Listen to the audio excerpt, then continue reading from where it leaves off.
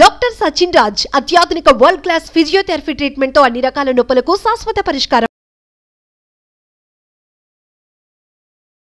నమస్కారం, సుమన్ టీవీకి స్వాగతం. 2024వ సంవత్సరం జనవరి మాసం ద్వాదశ రాశుల వారికి ఏ రకంగా ఉండిపోతుంది, ఏ గ్రహాలు ఏ స్థానంలో ఉన్నాయి, వాటి సంచారం వల్ల ఏ రాశుల వారికి లబ్ధి చేకూరిపోతుంది అంశాలు తెలియజేసేందుకు మనతో పాటు ఉన్నారు ప్రముఖ జ్యోతిష్య రత్న జ్యోతిష్య చక్ర వైభవ నిపుణ డాక్టర్ రాళ్లపల్లి రవికుమార్ గారు. గురుగారు నమస్కారం అండి. నమస్కారం అమ్మా.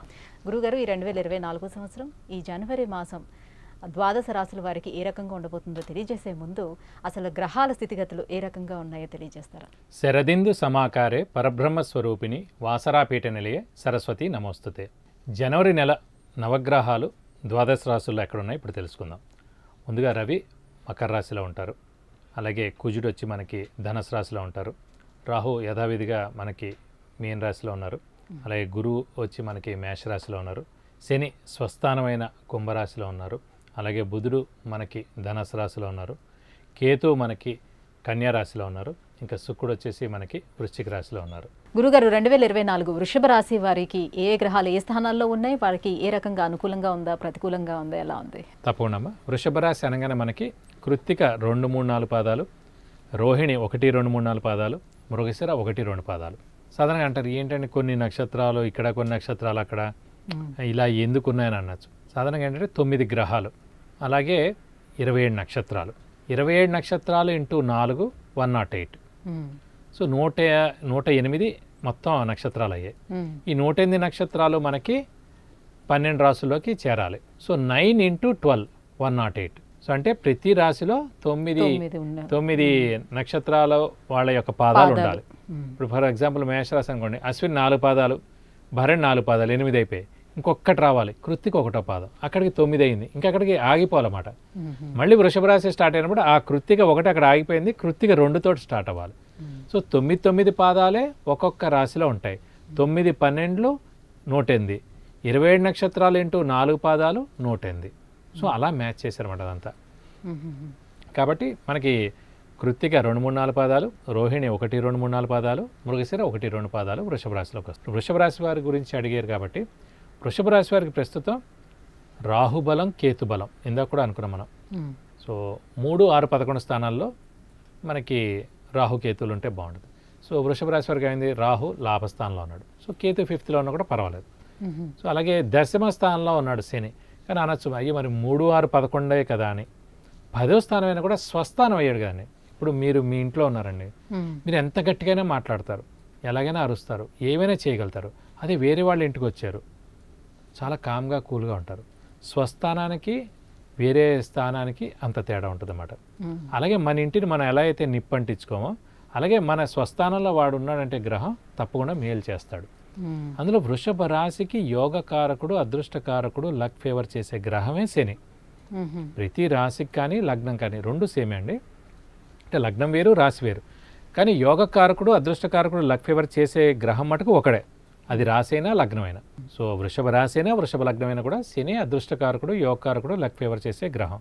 సో లాభస్థానంలో అయిపోయినా దశమ స్థానం అయినా కూడా స్వస్థానం అయింది కాబట్టి ఖచ్చితంగా మేలే చేస్తాడు, ఖచ్చితంగా మేలు చేస్తాడు. కాబట్టి వీరికి అదృష్టం పరిపూర్ణంగా ఉంది, 100కు 100 ఉంది. అంటే మనం కొద్దిగా కష్టపడితే చాలు, కొద్దిగా కష్టపడితే అదృష్టం మనం వెంటే ఉంటుంది. కొంతమంది అంటూ ఉండొచ్చు ఈ రాశి ఫలితాలు మాకు కలిసి రాలేదు అంటే, మిథున రాశి వారికి అవుట్స్టాండింగ్గా ఉంది, లేకపోతే తులారాశి వారికి 100కు 100 ఉంది, ధనుసు రాశి వారికి 100. అంటే ఎప్పుడు ఎలా ఆలోచించాలండి ముఖ్యంగా అంటే మనం పుట్టిన పరిసరాలు ఏంటి, మన ఫైనాన్షియల్ కండిషన్స్ ఏంటి, అవన్నీ కూడా చూసుకోవాలండి.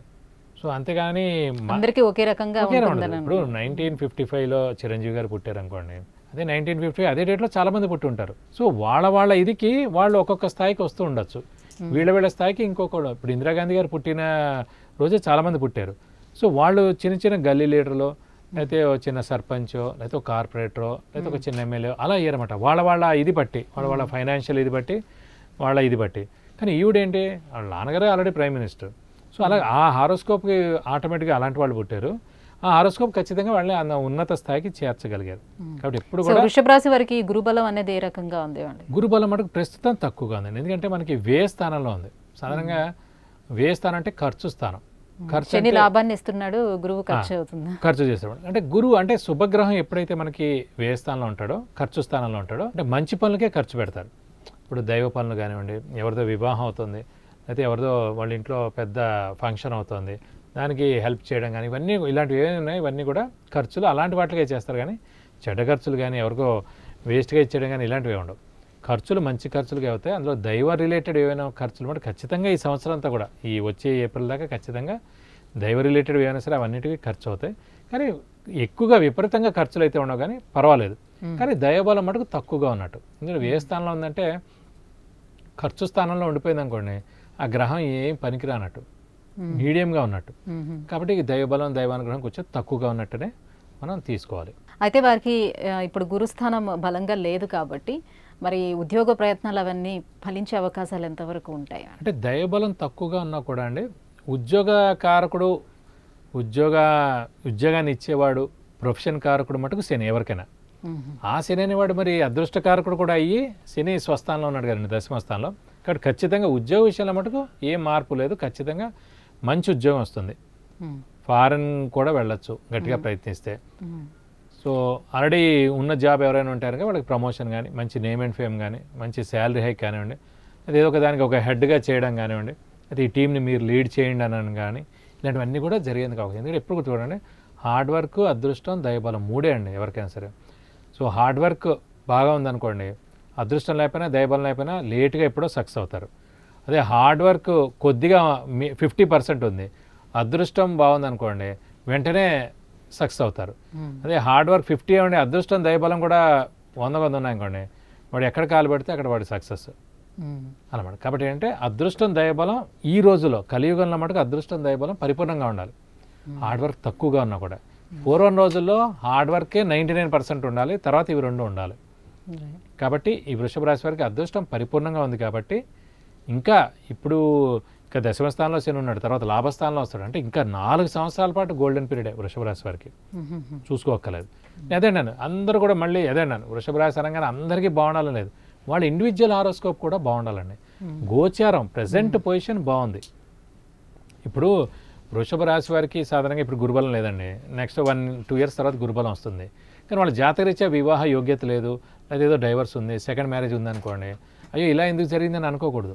అందుకే ఇండివిజువల్ హారోస్కోప్ కూడా బాగుంటే జాతకం, గోచారం దానికి తోడై అక్కడ 50, గోచారం అనేది ఎంతవరకు తీసుకోవచ్చు అంటారు? గోచారం అనేది 100% తీసుకోవాలండి. ఎందుకంటే ఏ మనిషికైనా ఫస్ట్ ఒక ఉన్నత చదువు అంటే ఒక ఇంజనీరింగ్ చదివాడండి, ఫైనల్ సర్టిఫికేట్ ఇస్తారు కదా, అది ఏ ఇయర్ ఇస్తున్నారు, ఫస్ట్ జాబ్ ఏ ఇయర్ జాయిన్ అవుతున్నారు, ప్రమోషన్, ఇంకా మంచి జాబు, వివాహం, సంతానం, గృహం, వాహనం, ఇలా లైఫ్లో మేజర్ ఈవెంట్స్ ఏం జరుగుతున్నా కూడా ఖచ్చితంగా ఆ ఏడాది గురుబలం అనేది ఉండాలండి. ఆ గురుబలం అనేది అంటేనే గోచారం అనమాట. జాతకంలో పలానా టైం 2025 to 2028 జరుగుతుంది అని ఉంటుంది, కానీ గోచారం అలా కాదు, 2027లోనే జరుగుతుంది అని చెప్తా అనమాట. సో రెండు లింక్ ఉంటే ఖచ్చితంగా ఈవెంట్ జరగాలి, మెయిన్ ఈవెంట్ మన లైఫ్లో జరగాలి అంటే శుభమైన అశుభమైన ఏదైనా సరే ఖచ్చితంగా గోచార రీత్యానే జరుగుతాయండి. ఊరికే రాదు. ఇప్పుడు ఇల్లు కొన్నారండి, వెంటనే నెక్స్ట్ ఏడాది కొనొచ్చుగా, కొనలేరు, 10 ఏళ్ళకో 12. అందుకే ప్రతి 12 ఏళ్ళకి 2 సంవత్సరాలే ఇల్లు కానీ స్థలం కానీ పొలం కానీ కొనగలరు. అంటే చాలామంది కొంటూ ఉండొచ్చు, వాళ్ళు 0.1% ఉంటారు, వాళ్ళందరూ కోటీశ్వర్లు అయితేనే. మనం 99% లోయర్ మిడిల్ అప్పర్ మిడిల్ని చూసుకోవాలి. కాబట్టి వాళ్ళని చూసుకుంటే మటుకు 12 ఏళ్ళకి 2 సంవత్సరాలే ఆ చతుర్థ స్థానం కానీ భాగ్యస్థానంలో వచ్చినప్పుడే ఇల్లు కొనగలుగుతారు. చాలా డీటెయిల్గా చూడాలి, గోచారం చాలా ఇంపార్టెంట్ అండి. గురుగారు, మరి గురుబలం తక్కువగా ఉంది అని అంటున్నారు కాబట్టి ఎటువంటి పరిహారాన్ని చేసుకోవాల్సి ఉంటుంది గురుబలం పొందేందుకు? ఏ దైవారాధన చేసుకోవాలి వీళ్ళు? సేమ్ మనం ఇందాక మేషరాశి చెప్పుకున్నట్టే అండి, సేమ్ గురువు అన్నారు కాబట్టి దత్తాత్రేయ స్వామి, అలాగే ప్రస్తుతం మనకి రాఘవేంద్ర స్వామి కూడా అనుకున్నాం కాబట్టి ప్రతి గురువారం ఉపవాసం ఉండడం, అలాగే వీలైతే కనుక రాఘవేంద్ర స్వామి టెంపుల్కి వెళ్ళి రావడం మంత్రాలయం, అలాగే మనకి దత్తాత్రేయ స్వామి టెంపుల్స్ ఎక్కడైతే ఫేమస్ అక్కడికి వెళ్ళి రావడం, వీలైతే ప్రతి గురువారం దత్తాత్రేయ స్వామి టెంపుల్కి వెళ్ళి 41 ప్రదక్షిణాలు చేయడం, వీలైతే ప్రతి గురువారం ఉపవాసం ఉండడం. ఎందుకంటే ఇప్పుడు శని బలం బాగుంది, రాహుబలం బాగుంది, కేతు బలం బాగుంది, కొంచెం గురుబలం కూడా మనం పెంచుకున్నాం అనుకోండి, అన్ని పనులు జరుగుతాయి. కాబట్టి ఈ చిన్న చిన్న రెమెడీస్ పాటిస్తే చాలు. అలాగే వీలైతే కనుక ఒక గురువారం రోజున శనగపప్పు కేజీంపావు బ్రాహ్మడికి, ఒక ఎల్లో లుంగి, ఒక 100 రూపీస్ వర్త్ క్యాష్ ఇస్తే కనుక గురువు యొక్క దోషం ఏమవుతుందో బృహస్పతిది విడిపోయి మీకు అన్ని విధాలా మంచి చేకూరుతుంది. గురుగారు 2024 వృషభ రాశి వారికి జనవరి మాసం అంతా ఏ రకంగా ఉండబోతుంది, ఎటువంటి పూజలు చేసుకోవాలనే విషయం తెలియజేసినందుకు ధన్యవాదాలు. నమస్తే అమ్మా. విద్య, ఉద్యోగం, సంతానం, వివాహం, విదేశీయానం, ఆరోగ్యం, ఐశ్వర్యం, వ్యాపారం వీటన్నిటి కొరకు గురువుగారికి అపాయింట్మెంట్ తీసుకోవాలనుకుంటే కింద స్క్రోల్ అవుతున్నటువంటి నెంబర్కి వాట్సాప్ చేసి గురువుగారి అపాయింట్మెంట్ పొందొచ్చు.